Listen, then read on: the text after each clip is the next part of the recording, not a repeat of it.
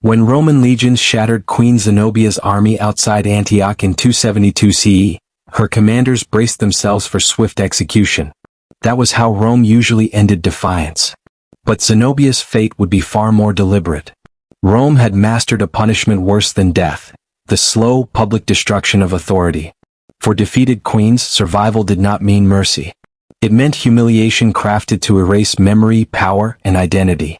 Rome understood something terrifying. Killing a ruler ended resistance once. Breaking a ruler lived on in fear. And when the ruler was a woman who had dared to wear a crown, defeat became a spectacle designed to remind the world that no throne was sacred. If you want to understand how ancient empires truly ruled through fear, subscribe now, because what follows exposes a side of Roman power most histories soften or ignore. Under Roman law, captured enemies were stripped of personhood the moment they lost a war. The doctrine known as ius gentium, the law of nations, declared that military defeat erased freedom. Cities that fell did not surrender citizens. They delivered property. Royal blood offered no shield. A queen became no different legally from a common foot soldier dragged from the battlefield in chains. This distinction created a brutal divide. Roman citizens were protected by law. Public flogging of a citizen provoked outrage. Execution without trial risked political backlash. But foreigners, especially conquered ones, existed outside mercy. They could be paraded, abused, sold, or killed without consequence. The ancient 12 tables had laid this foundation centuries earlier, and Rome enforced it without exception. Gender granted no protection. Nobility granted none. Captured women of royal lineage learned this truth quickly. Crowns were meaningless once iron replaced gold. Tacitus recorded how Roman officials treated defeated British royalty with deliberate cruelty, noting that former authority only increased the satisfaction of humiliation. A woman who had once commanded men now existed solely at Rome's discretion. Roman military culture intensified this vulnerability. Centuries of conquest had normalized the idea that captured women were spoils of victory. While a few elite prisoners might be spared immediate abuse for political reasons, most faced degradation from the moment of capture. The distinction between prisoner and slave was thin, and often imaginary. Defeat erased identity. Only Roman power remained. That power was displayed most clearly in the Roman triumph. A triumph was not merely a celebration, it was psychological warfare staged in stone and flesh. When the Senate granted a general this honor, the city prepared for a procession meant to overwhelm the senses. The route cut through Rome's heart, stretching from the Field of Mars, through the Forum, and up to the Capitoline Hill, nearly 4 kilometers of noise, color, and control. The order never varied. Musicians opened the parade. Carts followed, bearing painted scenes of conquered cities and distant lands. Exotic animals were dragged in chains, proof that even the wild world bent to Roman will. And then came the captives. Defeated rulers walked at the head of the prisoners, often still dressed in royal clothing. The choice was intentional. Rome wanted the crowd to see what power looked like when it failed. Queens who had once ruled armies now moved slowly through jeering streets, bound and helpless, their former glory weaponized against them. The march was agonizingly slow.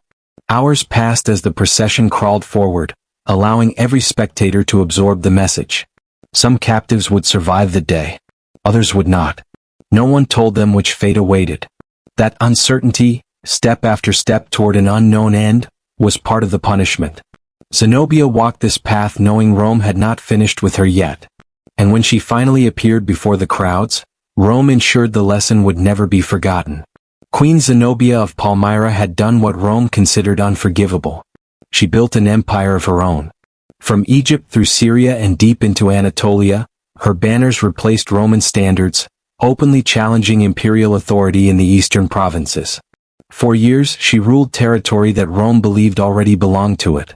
When Emperor Aurelian finally shattered her forces in 272 CE and captured the queen as she attempted to escape toward Persia, he did not merely defeat a rival.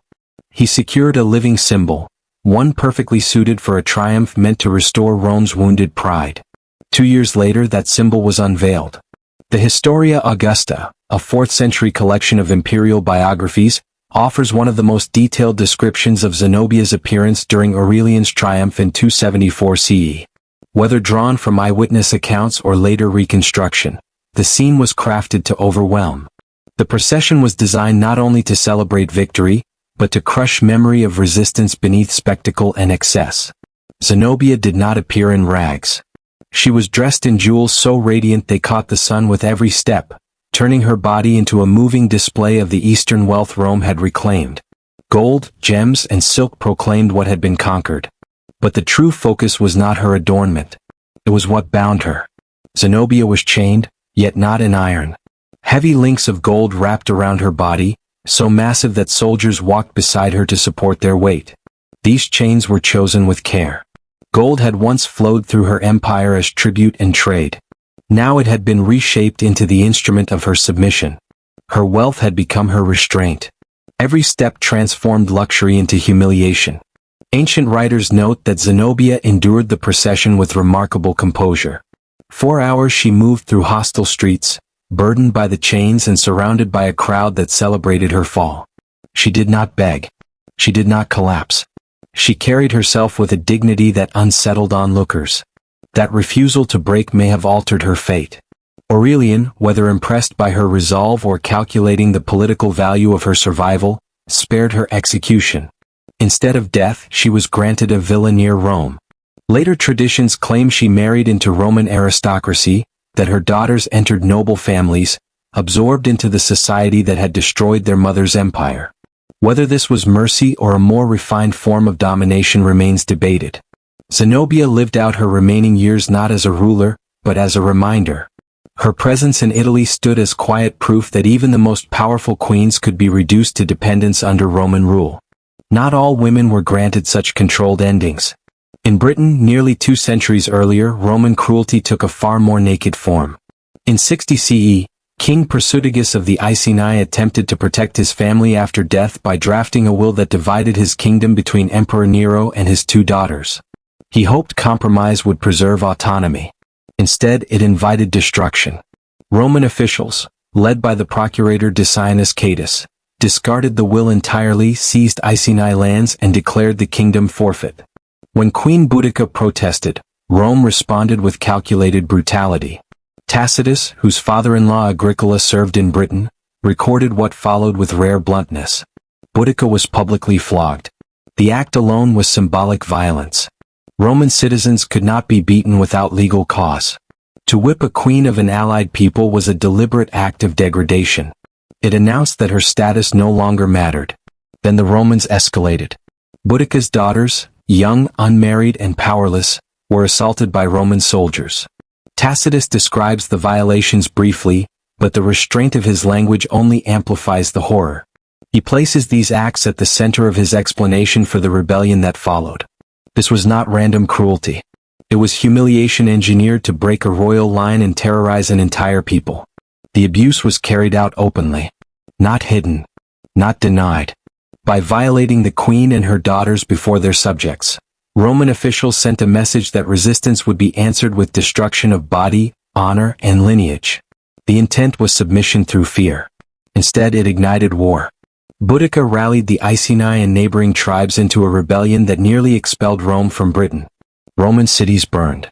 Camulodunum, Londinium, and Verulamium were destroyed. Tens of thousands were killed. Tacitus preserves a speech attributed to Boudica in which she rejects the identity of a defeated queen and claims that of a wronged woman seeking vengeance, not for lost power but for a violated body and stolen dignity. Rome would eventually crush the revolt. But the damage had been done. The empire had learned once again that humiliation could control, or it could explode into catastrophe. The rebellion ended in ruin on an unknown battlefield, where Roman discipline crushed the far larger British forces.